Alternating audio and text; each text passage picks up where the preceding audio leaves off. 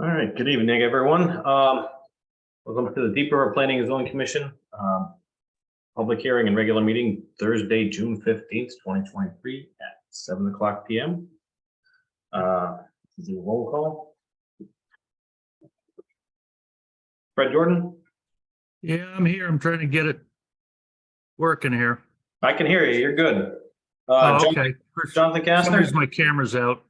Yeah. Jonathan? I saw him pop in.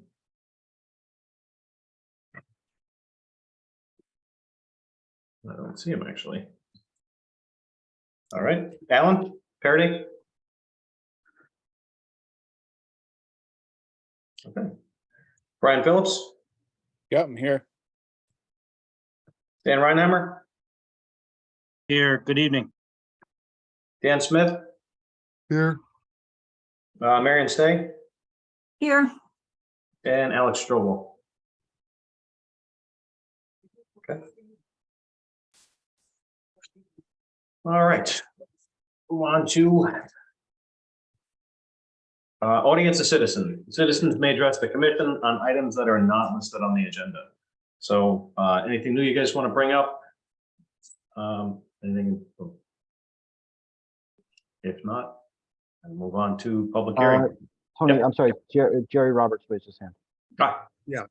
Go ahead, I Jerry. just wanted to mention at the last meeting, it was suggested that the Gateway Commission shouldn't be forcing people to leave dangerous and unhealthy trees standing. And that has never happened and would never happen. We encourage people to leave trees standing in sensitive areas, but we would never force anyone to leave. We don't even have the power to force anyone to leave dangerous or diseased trees standing. I just wanted to make that clear. Okay. Was it? I don't remember that. So it was a commission member or somebody and an applicant. It was a member of your group. Okay. You were about to vote on, I'm not, either it was 117 or 112, and Gateway had supplied a letter acknowledging that the owners were going to leave the trees standing, use muted colors on their house and subdued lighting. And there was an objection to the vote because Gateway shouldn't be forcing people to leave diseased trees or dangerous trees standing. And that negotiation took months with the homeowners, and they were happy. In fact, they suggested leaving their trees standing. All we did is acknowledge that in our letter, but we would never force anyone to leave dangerous trees standing. And as you know, our only enforcement arm is zoning, so we can't force anybody to leave trees standing. But I just wanted to make that issue clear. Okay. Thank you. Anyone else? Audience of citizens? All right. Hearing nothing else. On to item 3, public hearing. Item A is a subdivision application, 3-lot subdivision at 277 River Road, map 71, lot 4-B. Applicant Thomas K. Boyd and Catherine B. Denosier. Sorry if I got that wrong. It's continued from April and May. And I think Bob Doan was here. Yes, I am. All right, give me a second, Bob. We'll give you some power to do something here, and you can share your screen if you need to. Okay.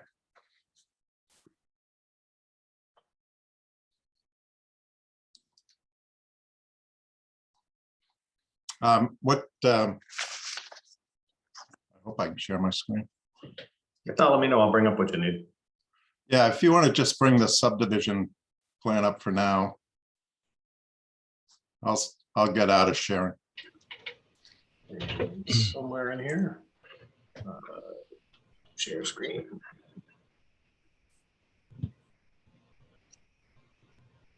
You all see that? Yeah, thank you. No worries. So as just to refresh everyone's memory, we had proposed or are proposing a 3-lot subdivision. One of the lots, lot 3, has been in existence for many years, and it was created inadvertently when the driveway that traverses the center of the property was conveyed. And we had, so that is why it's a 3-lot subdivision versus just creating lots 1 and lot 2 off of one off of Doan Road and one off of River Road. And so we had gone through, I think, everything before, and the open space issue is still remaining. We had proposed a conservation easement, and we can find nobody to take that easement. And so what we are proposing is a fee in lieu, and we would like to do a fee to the amount of $141,000. And that is based on an appraisal that we have, and we submitted those. Tony, if you want to bring those up, there are 2 of them. Yeah. The one that you see before you now is the value of lots 1 and 2 combined, and that is the raw land, and it's $1.1 million. So the fee in lieu for that section would be $110,000. And the second one, if you could, oh yeah, $310,000 is the appraised value. So the fee in lieu would be $31,000 for that. If we, I shouldn't be saying that because that's 10%. That's the maximum. Yeah. You guys can make it lower if you want, and we'd appreciate that. So we are proposing $141,000 fee in lieu. Okay. And I think that's the only thing remaining. Yeah. And with that, I'll stop talking. Okay. I'm going to open up to the audience of citizens. This is still a public hearing, so I'm going to go that 3 times. Anybody from the audience want to speak in favor, against? Any comments just in general? Jerry, you got your hand up? Yeah, just real quick, because we know that a stream, a tributary to the Connecticut River, flows through the property and there's significant wetlands in the center of the property. How are those going to be addressed or protected during this division?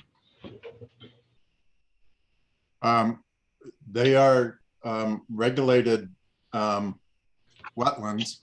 The tidal wetlands are regulated by DEEP, and the inland wetlands are regulated by your town Wetlands Commission. Thank you. Okay. Anybody else? Audience of citizens? In favor? Against? Any just general comments? Okay, one more time. Anybody from the audience in favor, against, just general comments? Okay. Hearing none, I'm going to open up to the commission members. Anybody comments or questions? If not, we can close the public hearing and act on this a little later. Tony, I have a question. Sure. And I assume I'm speaking as an alternate. I wasn't here for a roll call, so I assume I'm not seated. The easement itself, you tried to get different folks to accept that. How many agencies or groups did you go to accept that, and what was the reason for not being able to accept that? Sure. Our initial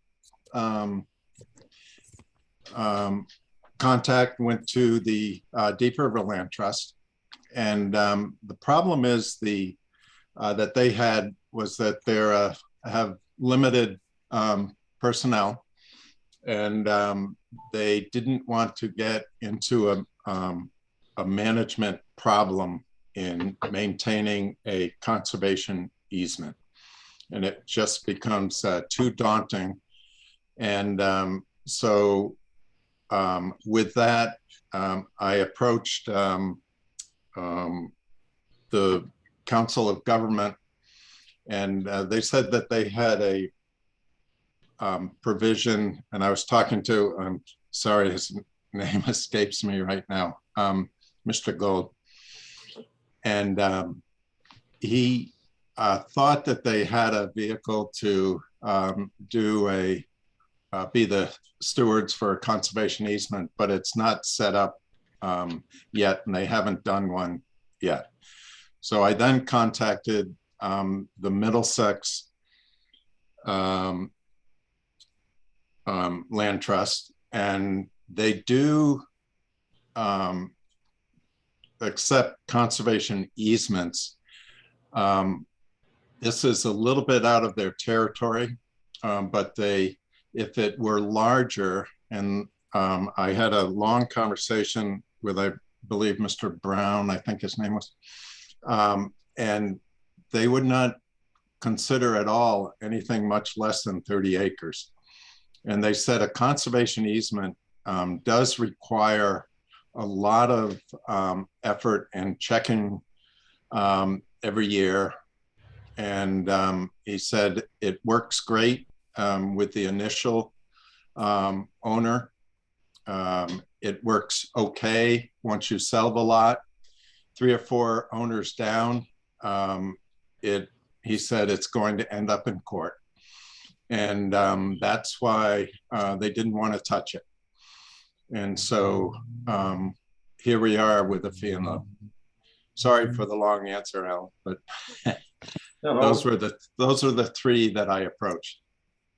Yeah, no, I appreciate the long answer because I think it's an important issue because it's a type of property that we won't have access to again. I think it's beneficial to the town to have this type of property in conservation. So I think your efforts are appreciated. I'm curious to hear from Gateway whether they had recommendations because they have a vested interest, and I'm wondering if the town of Deep River had any options available since the town has vested interest. Otherwise, I think your approach is the type we'll need to accept. Jerry did have his hand up, Alan, so I'm going to skip back in for a second. Sure. So yeah, this was brought to Gateway by Sam Gold as a suggestion that we might be involved in this. And the issue, and Bob hit it on the head, is that the owners don't want to transfer ownership of the property to the people that oversee the conservation zone. Therefore, it would remain owned by the owners.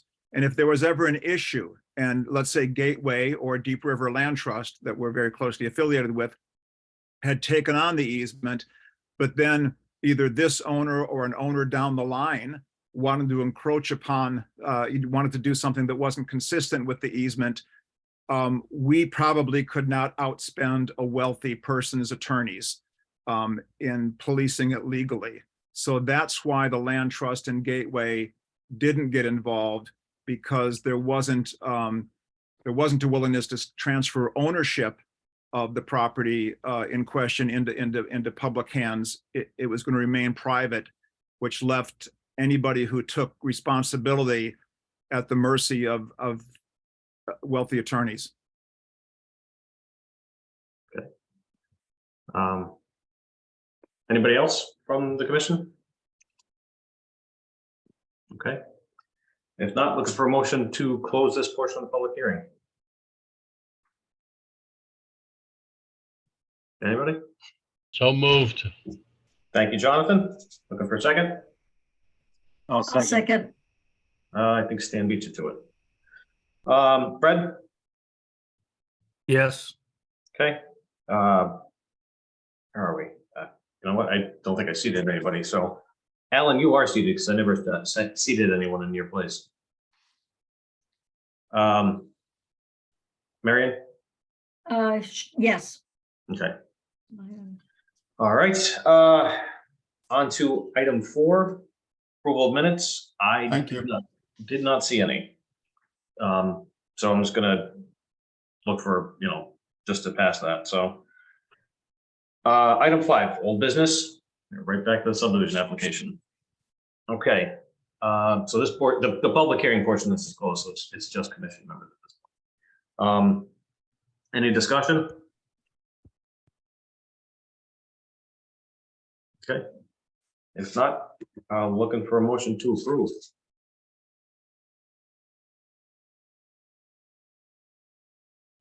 Anybody? I move You probably want a motion to approve and accepting the proposed amount for a fee in lieu of open space, just formally on the record. And I missed the number. It was like 135,000. 141,000. Thank you. Am I seated? No. There was no, I want to give you a motion. I know. Tony, I'll make the motion to Okay. accept the fee in lieu as proposed by the applicant. Thank you. I need a second. So second, Jonathan. Thank you, Jonathan. Any discussion on that motion? If not, Oh, Tony, okay, go ahead, Mary. sorry. Yeah. I wasn't sure when to add this.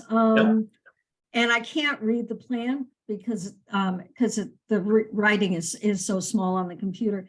Is it possible just to add a note stating that if a house is over the 4,000 square foot threshold, you will need to go to the Planning and Zoning Commission as a special permit, just to warn people, that's all. I mean, if it's under, it's fine, but I know they'll find out when they Right. go for building permit, but it would be nice to warn them. Okay. It's it's part of the record now, so. Okay. All right, so there's a motion on the floor. I gotta go through the vote. Sorry. Fred Yes. and Stan Yes. and Marion. Yes, All right, so you guys are approved. On to item 6, new business. Thank you very much. Appreciate it. Have a good night, Bob. Yep. It's up a hair. Okay, item 6, new business. Item A is a special exception for a change of use for a private special education school at 141 Main Street, map 56, lot 141, and 19 River Street, map 57, lot 101A. Applicant is Connecticut Coastal Academy. This is just for receipt and to schedule a public hearing. So looking for a motion to receive and schedule for July 20th. I'll make that motion. Thank you, Marion. Need a second? Second, I'll second Stan. Oh, Stan, Jonathan beat you to it. So Fred,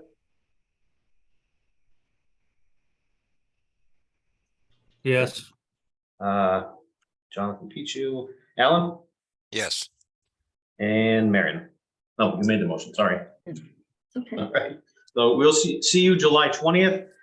Just a quick reminder that you have to post signs and notify edge owners before that public hearing. We've run into that a couple of times now, so. I noted online, there was a lot of internal drawings of what the school would be. Mhm. But I didn't see a site plan in terms of parking. I don't know if there's an old one. Obviously, it's an existing building and the parking lot is there, but Okay, so, well, I mean, I'm assuming somebody's here from them. I'm here. Okay. It's Pam Potemry. Yes, I'm here. Okay, so, yeah, I mean, we are, it is part of the application to provide a site plan, so just heads up for the July 20th meeting. Okay. All right? Tony, is this the time that we should be asking for a traffic study? Nope, you got it, we have opened the public hearing before we ask for stuff. Okay. On to item B, site plan application, change of use to light manufacturing at 39 Main Street, map 56, lot 66. Applicant Tula McDougal. So I had a question about this, and was the vodka place from before? Right. Wasn't that light manufacturing approved already? Yes. Okay, But I think the specific use and the potential pattern of parking and traffic might have been a little bit different. So we requested that they come in just for the change of approved use. That was just a site plan. okay. Okay, that makes sense. So there's a slight change in traffic patterns there. Potentially. Okay. All right. Anybody else? If not, looking for a motion to approve, or if you guys have any questions or comments, if you need the site plan in front of you. But it's, so, I believe Tula McDougal is on, but it's basically, yeah, the gentleman who got the, approval to basically mix, alcohol, vodka or whatever, backed out, of using that site, and, the landlord, M&M New Properties, found a new tenant, from, Honeycomb, who are going to be doing some manufacturing of their ice cream, which will then sell in their retail locations. So it's a different sort of the manufacturing use. Okay.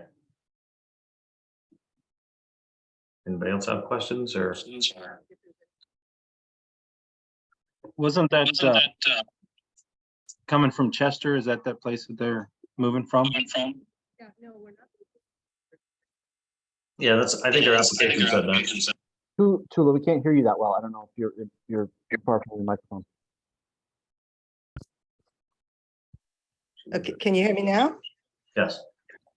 Okay, yes, we're keeping our retail location in Chester. We just have outgrown the production portion of it, so we'll be manufacturing ice cream out of that location. That's what our goal is. I guess from my perspective, this is strictly manufacturing and distribution to a retail without a retail component. It's not a change of use. So we can look at the application, but if that's, I wouldn't want to have them go through this if we've already approved the site for manufacturing and distribution. That's what we're hoping, and we agree. Okay. I mean, it seems pretty straightforward to me, so I guess we just need a motion to approve, or does anybody else have questions? What sort of trucks and the like are going to be going in there, as opposed to, is this going to be a larger use of heavy trucks and the like than what the proposed distillery was? No, we'd be looking at a truck coming in maybe twice a week, just to to bring in our milk and cream, and that's basically it. And we'd actually just deliver our ice cream back to Chester, once a day in a small van. So nothing major. Thank you. Actually, sounds like that's a reduction from what was originally asked for. Okay. I would. Sorry, Al. I would suggest that we not accept the application on the basis that it's already approved for that use, and refund the fee for this change. I think that we've already approved this use at this location. Okay. How the rest of you guys feel about this? I was going to say, I agree with Alan. I don't see why going through a public hearing would be necessary. It's very similar or less. I mean. Okay. Is that the consensus? Roger. Okay. Fred? Yeah, it seems to make sense. Okay, that's everybody. All right, looks like you guys are good. Thank you, everyone. Thank you. Excellent. Sorry, on to item C, text amendment application, addition of museum, public or historic home as a site plan use in the Parks and Recreation District, the PRD, applicant Deep River Historical Society. Is there anybody here to kind of go over this?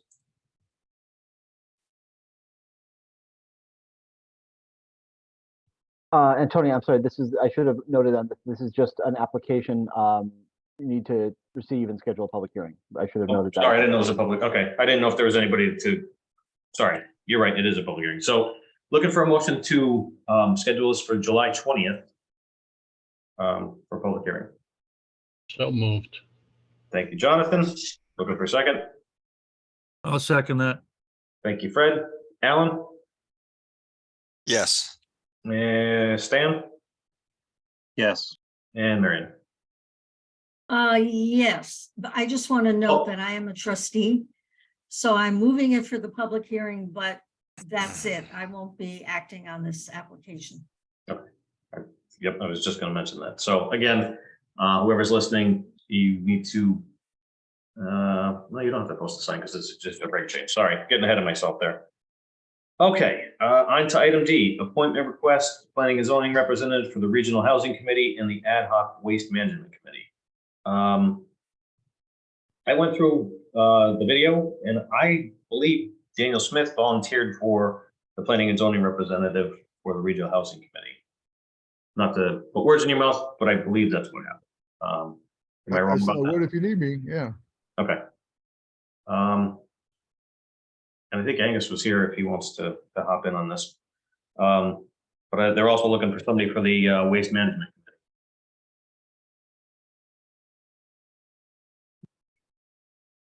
Anybody want to volunteer? Tony, I thought you had mentioned Hmm? that Alex might be interested. If he is not, I would be interested, Okay, but I'll defer to him. okay. He is not here, so I will shoot him an email after this. If not, I will get back to you. Wait, if he's not here, doesn't he just automatically become the person? All right, that's fine with me. So there we go. You got two people right off the bat. All right, great. Thank you, Miriam. And I'll reach out. I think I'll try to get emails for you and Alex and reach out to both of you. Fantastic. All righty, on to reports. Item 7, CEO. Which one of you guys is going to take this one?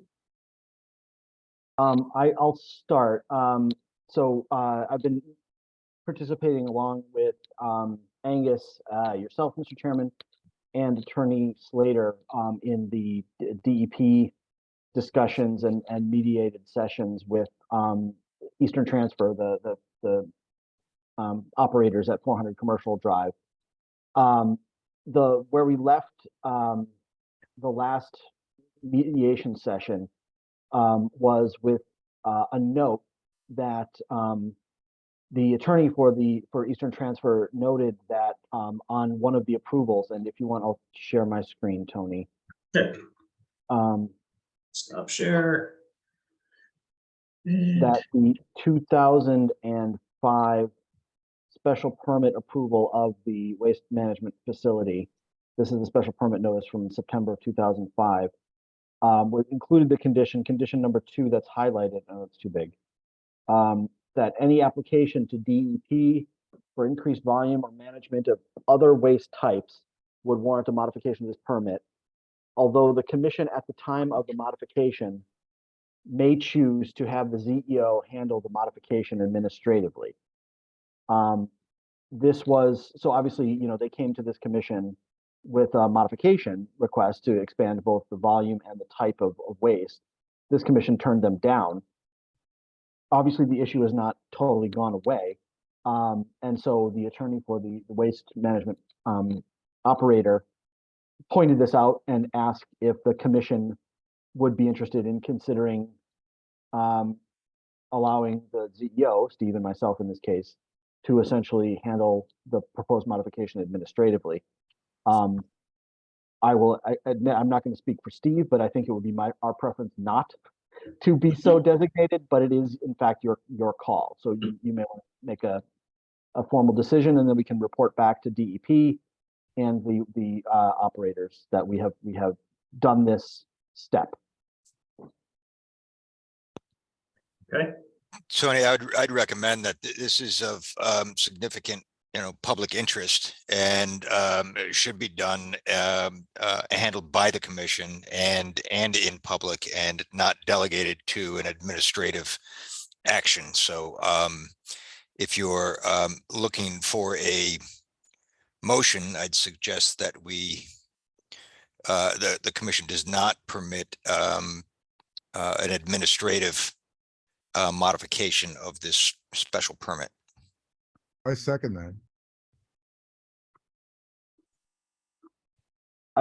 Again, I'm sorry, Daniel, I don't think you're seated, right? Well, I was just gonna ask, are we making an actual motion for this or? I would, Just consensus. frankly, I would prefer a motion would be good, Okay. because we can go back and show them the record. Okay, so Alan's got a motion on the floor. We need a second from someone who's seated. I'll second it, Stan. Thank you, Stan. Fred, Yes. Jonathan, Yes. and Marion. Yes. All right, fantastic. Before I cede the floor to Steve for any updates he may have, I just also note that we've been working with Angus's office on, there's a great number of old plans, largely copies, and superseded plan sets in the basement of Town Hall, from many years of planning and zoning applications. Steve and I are going through those and sorting through and allowing the destruction of old ones that are past their statutory required retention date. But it's kind of a lengthy process, so we've been getting dusty. Anyway, Steve, I don't know if you have any other reports on activity. Nothing noteworthy other than we've issued and I think resolved mostly a violation related to a tag sale that was generating a lot of complaints on Winthrop Road. Well, what happened there? So, when I was up near the refuge station that's back in the industrial district, I was helping the kids clean up some stuff over at Pioneer Village. And the smell from the trash, I mean, it was just permeating into the camp over by the lake, where a lot of the other regions' children are going to be coming starting next week or two.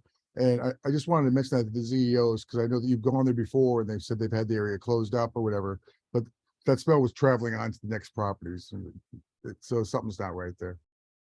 If I might, Daniel, ask you to put something in writing and send that to us so we can utilize that in our next meeting. Oh, I certainly will. Thank you. Yeah. And John and Angus, there's another issue too, and it's especially because last week I was down for the 10 count with COVID and spent a lot of time at home, especially when these waste haulers are coming in light towards the transfer station. They're coming down West Elm Street at speeds in excess of 50 miles an hour. And that's got to stop. And the only way we can stop that is that the police have to get out here and run some radar on them, because they're coming around the corner through here on this, where I live.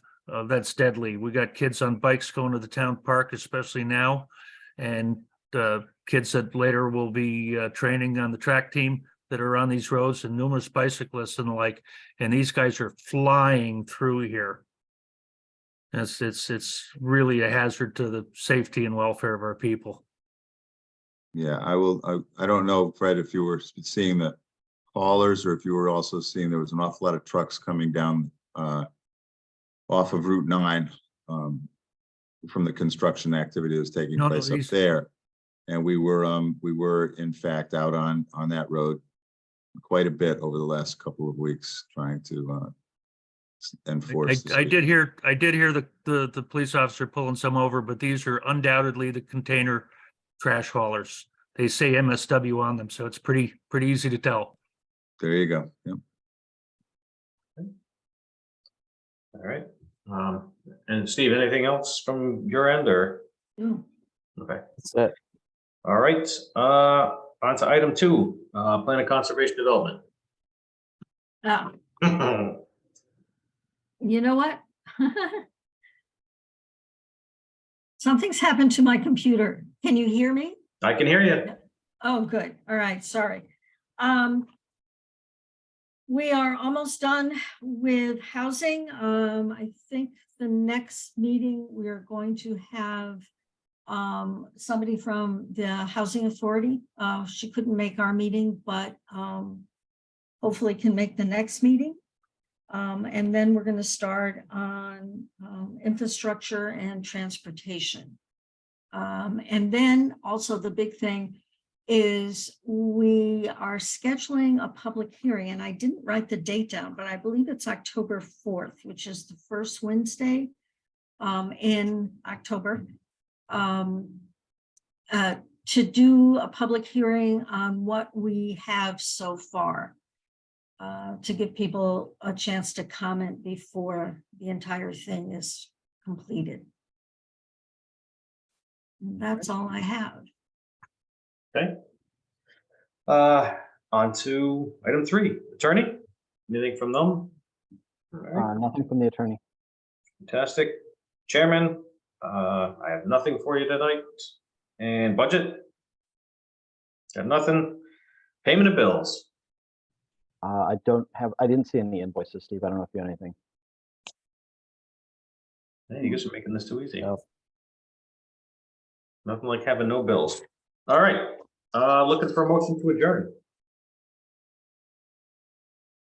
No one ever wants to leave. So moved. Thank you, Jonathan. Looking for a second. Second. Thank you, Fred. I'm just gonna, all in favor, aye? Hi. Thank you, guys. Everybody have a good night, and I will see you July 20th. Less than Actually, an hour, amazing. you know what? That's not true. I will see some of you for the joint meeting, which is and the POCD meeting, which is July 12th, I believe. Okay, so I will see some of you then. Thank you, guys.